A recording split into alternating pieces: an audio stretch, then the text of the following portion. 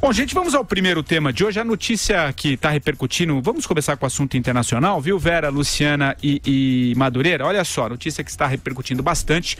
O governo da Venezuela afirmou hoje ao Ministério de Relações Exteriores do Brasil que Jonathan Moisés Diniz, de 31 anos, que está preso no país, no país, e seu estado de saúde é bom. A informação foi dada um dia depois de o Itamaraty emitir uma nota cobrando detalhes sobre o paradeiro de Diniz e apelando para convenções internacionais das quais os dois países são signatários. O Itamaraty disse que recebeu informações de que o brasileiro está detido em um edifício de segurança na Venezuela e não sabe se é uma prisão ou uma delegacia. A diplomacia, Vera, a diplomacia brasileira espera que o consulado lá do Brasil, lá no país, obtenha autorização possivelmente ainda nesta sexta-feira para visitar Diniz. Como é que você está acompanhando? O que você já tem de informação sobre esse caso que vai ganhando aí as páginas, os portais já explorando bastante, Vera? Patrick, é um caso típico de um regime de exceção,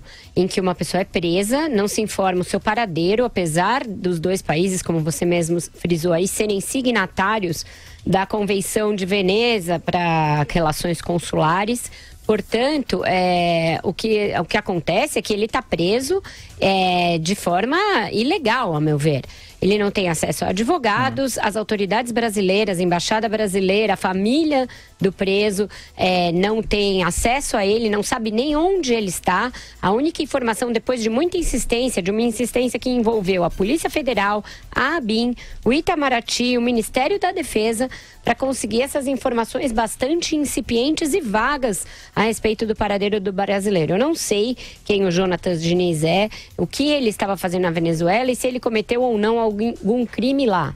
O que eu sei é que, ainda que ele seja um criminoso e tenha sido preso por razões justificadas, há que se informar o seu paradeiro. O governo brasileiro e a família dele têm o direito de saber onde ele está, porque ele foi preso e em que circunstâncias ele se encontra preso. Caso contrário, é regime de exceção, é coisa de ditadura barata, ditadurazinha que é o que se transformou a Venezuela já há algum tempo e cujas características e cujo rigor dessa ditadura vem se acentuando de alguns meses para cá. O Madu, e o Itamaraty precisou reforçar os pedidos de informação sobre o brasileiro usando a PF, né, a Polícia Federal, a Agência Brasileira de Inteligência e o próprio Ministério da Defesa para conseguir notícias do brasileiro. Como é que você está vendo essa questão? E com muita preocupação, né, Patrick, mesmo porque as relações entre Brasil e Venezuela, aliás, entre a Venezuela e os países democráticos do mundo, os países onde existe o Estado Democrático de Direito, as relações da Venezuela com esses países não têm sido nada boa, né? Recentemente, inclusive, a nossa representação teve alguns entreveros lá, recentemente com o governo venezuelano, e é sempre bom lembrar que este governo aí do Maduro, né, esse que é o herdeiro do Hugo Chávez, é regime irmão do Lula-petismo, né? Durante o governo do Lula, do governo da Dilma Rousseff, o PT, os presidentes, os ministros, nos cansaram de louvar, né? O Lula chegou a dizer que na Venezuela tinha democracia até mais do que precisava, mais do que necessário.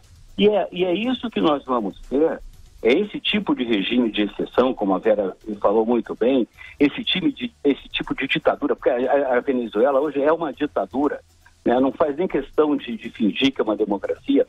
Enfim, esse tipo de regime que nós vamos ter no Brasil, se o eleitor não for atento agora nesse ano de 2018. É muito importante realmente a gente reforçar, mostrar, né, o que acontece nesse tipo de regime, nessa coisa atrasada, né? Essa esquerda aí, que acabou no resto do mundo e insiste em existir aqui na América Latina, né? Ainda existem ou incautos ou incultos, né, que ainda defendem esse tipo de negócio, esse tipo de ditadura, esse totalitarismo totalmente fora de esquadro. Eu faço aqui, tem que fazer uma pressão muito grande pelo Jonathan, ele representa o povo brasileiro que está preso lá, sem se saber por quê, sem saber aonde, sem saber o que está acontecendo com ele. Isso é gravíssimo. Ô, Luciana Verdolim, como é que isso está repercutindo aí em Brasília? Olha, as relações diplomáticas do Brasil com a Venezuela azedaram faz tempo, desde a saída da ex-presidente Dilma Rousseff do Palácio do Planalto. Teve muito questionamento no Mercosul, o presidente Michel Temer recebeu familiares de presos políticos aqui no Palácio do Planalto, o que gerou uma grande insatisfação por parte do governo da Venezuela. Então, eles já estão esperando sim que vai ter dificuldade, não estão esperando boa vontade do governo daquele país, não, mas a estratégia, a determinação, inclusive, do governo do Palácio do Planalto é de que é preciso obter resposta, é preciso realmente cobrar um posicionamento mais firme do país vizinho. Patrick, você veja o absurdo. Foi no dia 27 de dezembro, portanto, ainda no ano passado, que um militar venezuelano, que é também político, chamado Diosdado Cabello, ele informou num programa de TV que o brasileiro estava preso e mais não foi dito.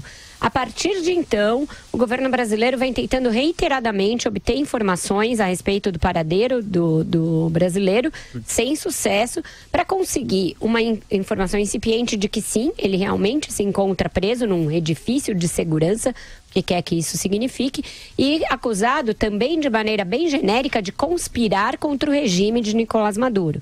Agora, o que vem a ser essa conspiração contra o regime é algo bem amplo em se tratando de uma ditadura, né? Pode ser desde veicular informações que contrariem essa ditadura, pode ser qualquer tipo de atividade. Então, está faltando informação mais rigorosa e está faltando dizer onde efetivamente o brasileiro está preso. Vamos esperar que haja um desenvolvimento para esse assunto, mesmo porque, como a Luciana disse, já estão bem azedas as relações, né? Hoje mesmo tem uma reportagem no jornal Estado de São Paulo que mostra que o grande fluxo de pessoas venezuelanas para as fronteiras brasileiras, entrando ali pelo norte, principalmente por Roraima, está lotando os presídios do Brasil e fazendo com que esses venezuelanos sejam cooptados como contingente de facções criminosas como o PCC.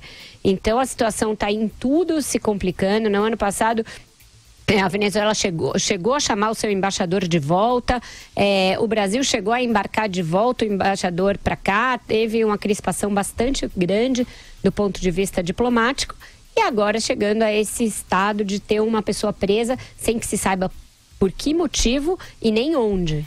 Ô, Luciana, rapidamente, algum pronunciamento previsto aí pelo Itamaraty? O ministro Aloysio Nunes deve falar, alguém do Itamaraty ou não? O que você apurou e você acha que isso deve acontecer ainda hoje, ao longo do fim de semana?